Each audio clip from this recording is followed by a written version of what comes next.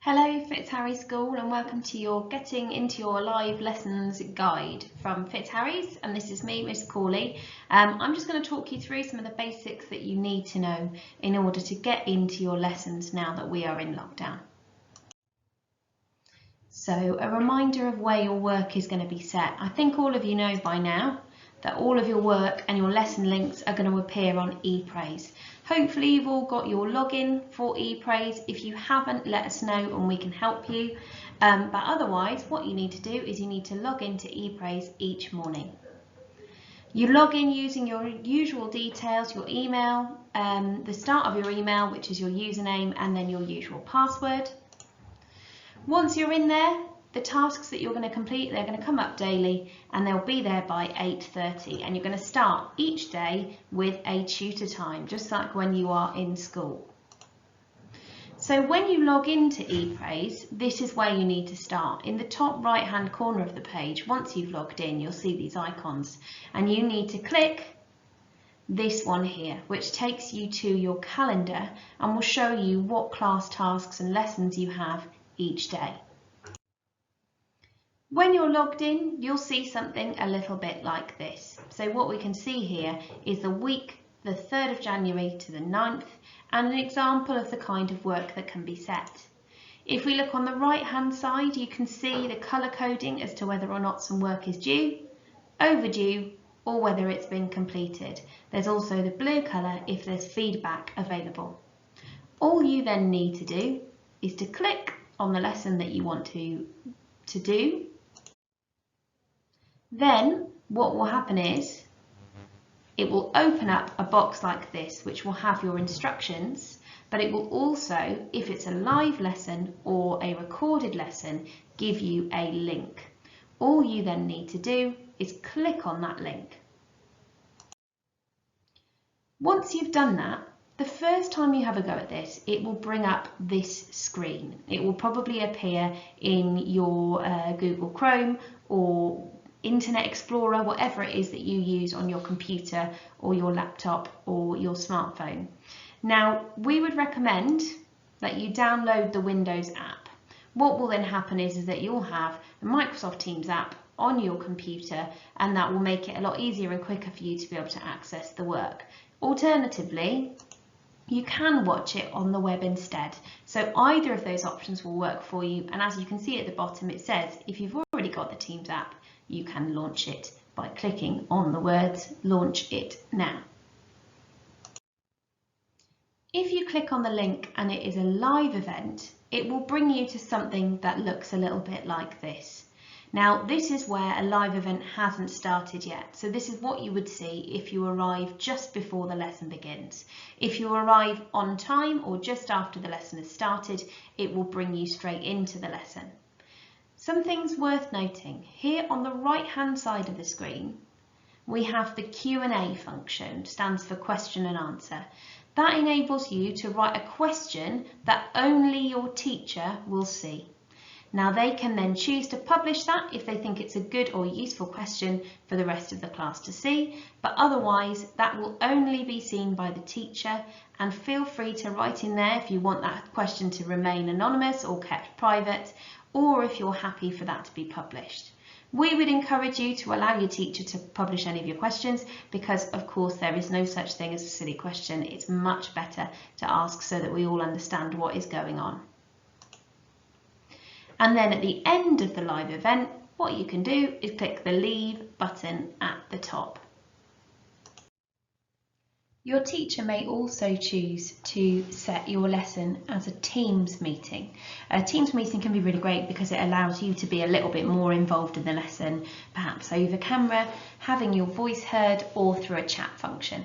So if a teacher sets up a meeting for your live lesson, they will tell you in your ePraise. And what they will do is they will either ask you to check your email or go directly to the Teams meeting. So these are the two ways that you can do it. The first option is by checking your emails. So check your emails and you should receive an email from the teacher that gives you a link. So at the bottom of the email, it will tell you that you have a Microsoft Teams meeting, and you can click there where it says click here to join the meeting. That will also give you in the email the time, and you can approve that by accepting the invite. A meeting can also be found by going via Teams itself. So if you download the Teams app, or if you go into Teams via the web page, then you will also be able to see what live lessons you've got set as meetings. To access those, all you need to do is click on the calendar icon that's on the left-hand side of the page, and then up will come things that look like this. So this is an example of a Year 12 sociology lesson that I set via a Microsoft Teams meeting. All you would then need to do is double click on that box, and it should open up the meeting before it starts. The Teams meeting itself will look something like this once it gets started. So you can see here that, like with a live event, you can see the slides that the teacher might be displaying, but what you also have here at the bottom is a row of everybody's screens. So that there will be, it can be enabled to show someone through their camera, or the camera can be turned off, in which case you just see someone's initials. Now your teacher will tell you whether or not to have your camera on or off, but we would recommend that when you join the meeting you have your camera turned off and your microphone turned off, so that you don't cause disruption at the start of the lesson. On the right hand side of the screen we have the meeting chat, and what you can do is you can write any important questions, any important comments, or respond to your teacher if they ask you to write something in the chat. Now obviously it's really important that we use that sensibly, and please be aware that that meeting chat can be seen by everybody, but also that meetings are recorded, so any comments that were written in there would be recorded evidence of, that would be able to be seen by teachers, students and by parents. There's the hands up function. You can see here at the top there's a little hand. What you can do, like if you were in a lesson, is click the hands up button if you wanted to raise your hand, and then the teacher will see that you have your hand raised. Once you've got your question answered, or if your teacher asks you to lower your hand, all you do is click on that icon again and it will lower it for you. At the end of a live meeting lesson, all you have to do is click on the leave button. So just some top tips for you about going into these live events and live lessons. It's really good for you to contribute using the Q&A function or the chat when you're directed to by your teacher.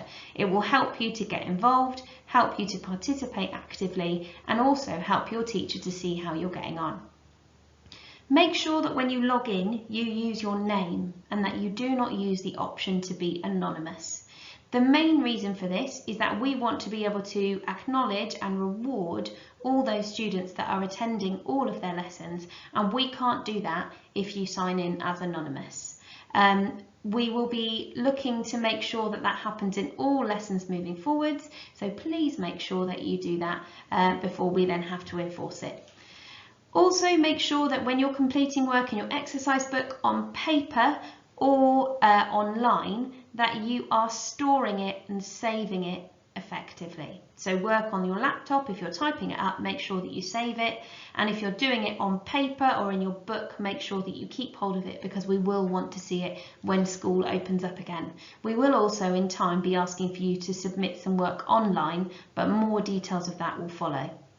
And lastly, as I've kind of said there, we're going to be sending more information to you about what will come in the weeks moving forward as we mark your work online and give you feedback. But for now, hopefully today's video will have taught you the basics to help you get online, and we just wish you the best of luck with all your online learning. If you do need help, here are some of the things that you can do. So if you're stuck on something during a live lesson, if you're in a live event, go through the Q&A function so that you can ask a question that your teacher can then help you with straight away. It's the same in a meeting. You can use the chat and then the teacher will be able to help you. If it's during a non-live lesson, so perhaps a recorded PowerPoint that your teacher has set you, you can contact your teacher over Teams or email if you cannot get hold of them otherwise.